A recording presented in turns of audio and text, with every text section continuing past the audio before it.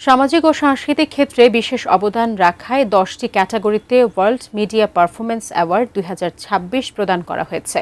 শুক্রবার রাতে world media কমিউনিকেশনের আয়োজনে রাজধানীর অফিসার্স ক্লাবে এ সম্মাননা প্রদান করা হয়। সমাজসেবা, অভিনয়, রেমিটেন্স, যোদ্ধা, সঙ্গীত, চিকিৎসা সেবা, নৃত্য, বিনোদন, সাংবাদিকতা, সংবাদ পাঠ, তরুণ উদ্যোক্তা ও মডেল ক্যাটাগরিতে এই অ্যাওয়ার্ড দেওয়া হয়।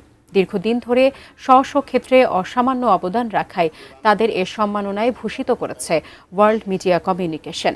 অনুষ্ঠানের বিশেষ অতিথি এটেন বাংলার অনুষ্ঠান ও সম্প্রচার উপদেষ্টা তাশরিক আহমেদ বলেন, দেশের সামাজিক ও সাংস্কৃতিক অগ্রযাত্রায় তরুণদের এগিয়ে আসতে হবে।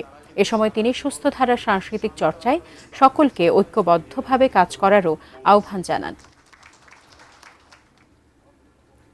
এমন একজন ব্যক্তির নাম ঘোষণা করব, একটা জোরে করতালি মানুষ ও দেশের কল্যাণে সংস্কৃতি লালন করছেন, তাদের সেই মূল্যায়নটা করলে তাদের আমাদের নিজস্ব সংস্কৃতি, হাজার বছরের ঐতিহ্যবাহী সংস্কৃতি, আমরা কেন মানুষের ধার করা সংস্কৃতি নিয়ে চলবো? আমরা নিজেদের সংস্কৃতিকে লালন করব। সেই সংস্কৃতি নার্সিং করতে হবে। আমরা রাতারাতি যদি বড়লোক হতে যাই তাহলে প্রবলেম। আমাদের সামাজিক অবক্ষয়ের জায়গায় আমাদের আরো বেশি আমরা পতিত হব, সেই জায়গাতে আমাদের যাওয়া যাবে না।